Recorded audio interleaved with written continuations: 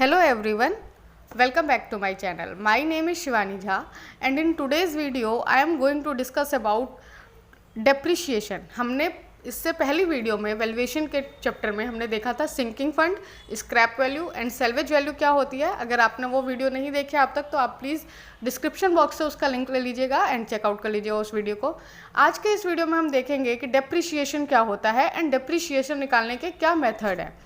Firstly depreciation क्या होता है, तो डेप्रिसिएशन जो है वो हमारा लॉस होता है वैल्यू का, प्रॉपर्टी वैल्यू का।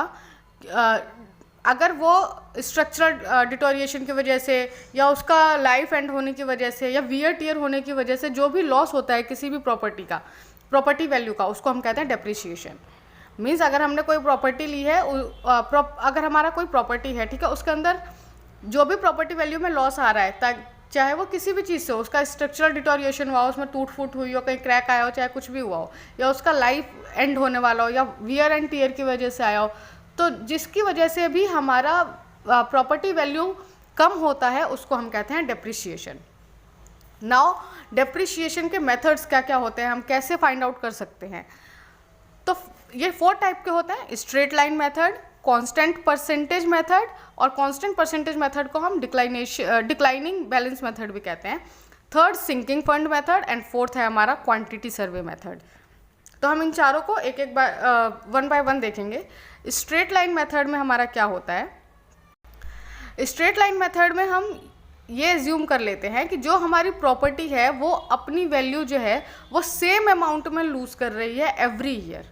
हर साल वो सेम अमाउंट में ही लूज़ करे। सपोज इस साल उसने 4,000 रुपये हमारी प्रॉपर्टी ने मतलब अपनी वैल्यू कम किया, तो नेक्स्ट ईयर भी 4,000 ही करेगी।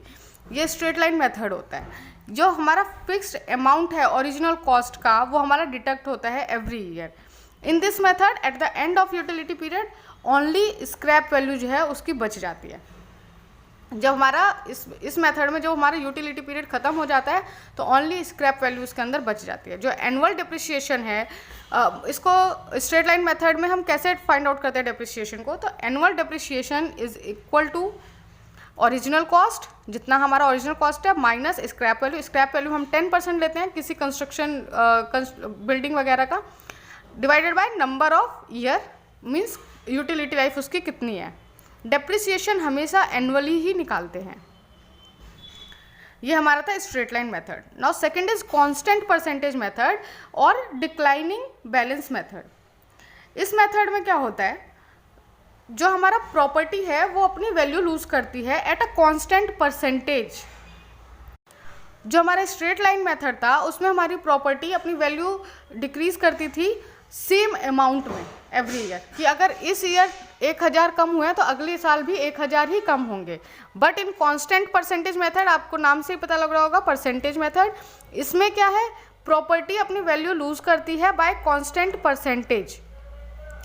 कैसे निकालते हैं हम इसको, annual depreciation is equal to 1 minus scrap value divided by original value to the power 1/n। Now third is sinking fund method. Sinking fund क्या होता है, ये हमने पिछली वीडियो में भी देखा था कि सिंकिंग फंड क्या होता है। एक बार फिर आपको बता देती हूँ। सिंकिंग फंड क्या होता है कि अगर सपोज हमारा कोई बिल्डिंग है, कोई हमने बिल्डिंग ले रखा है, वहाँ से हमारा इनकम आ रहा है, जितना भी ग्रॉस इनकम आ रहा है।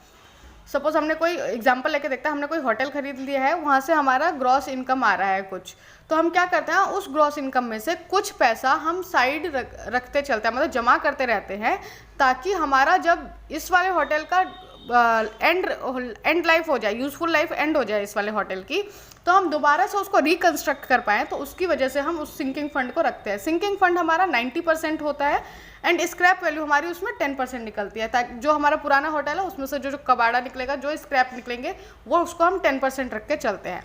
सिंकिंग फंड में स्क्रैप वैल्यू जो है वो काउंट नहीं होता।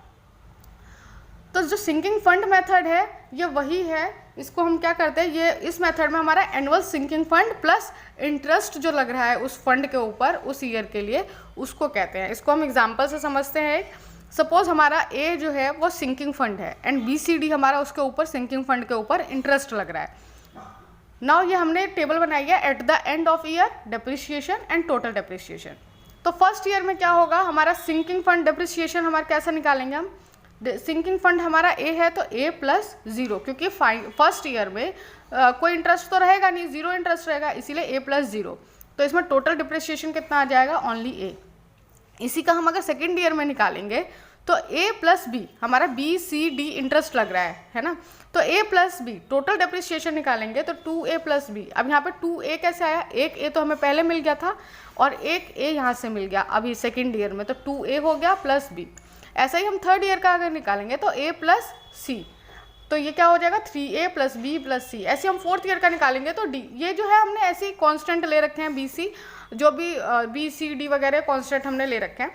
अब जो भी इसका परसेंटेज होगा वो आप इसमें ऐड करेंगे। तो सिंकिंग फंड मेथड में यही होता है, जो एनुअल सिंकिंग फंड होता है वो प्लस इंटरेस्ट कितना लग रहा है उस फंड के ऊपर हर ईयर, उस वो हमारा होता है टोटल डिप्रिसिएशन।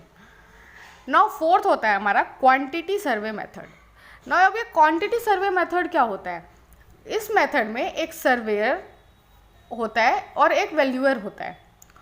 ये वैल्यूअर जो होता है ये प्रोफेशनल वैल्यूअर होते हैं, ऐसा नहीं कि किसी भी नए को भेज दिया कि हाँ कर लो, ये प्रोफेशनल वैल्यूअर होते हैं। ये सर्वेयर और वैल्यूअर जो होते हैं ये जाते हैं, ये प्रॉपर्टी को देखते हैं डिटेल्स में कि इसमें क्या कमी है, इसमें क्या दिक्कत है, किस वजह से टूटा फूटा है, जो भी है ये सारी चीज़ को देख के आते हैं, पूरे प्रॉपर्टी को डिटेल में देखते हैं, उसी के बेसिस पे उसका डेप्रिसिएशन बनाते हैं कि उसमें डिटेल में देखते हैं जैसे उसमें कितना डीके है, लाइफ कितना है उसका, या मतलब उसका यूज़फुल लाइफ कितना था, वियर एंड टीयर की वजह से क्या उसमें। तो ये सर्वेयर और वैल्यूअर जाते हैं साइट पे, वो वहीं पे प्रॉपर्टी को देखते हैं, डिटेल में एनालाइज करते हैं एंड उसी के बेसिस पे उसका डेप्रिसिएशन बनाते हैं कि अब इस प्रॉपर्टी की वैल्यू की कितनी इस प्रॉपर्टी की अब कितनी वैल्यू हो गई है, तो उसी के बेसिस पे वो बताते हैं।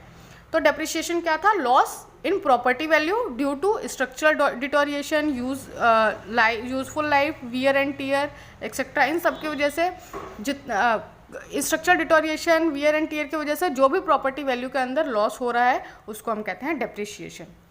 I hope you like this video, and if you like this video then please do like, subscribe and share this channel. Thank you for watching.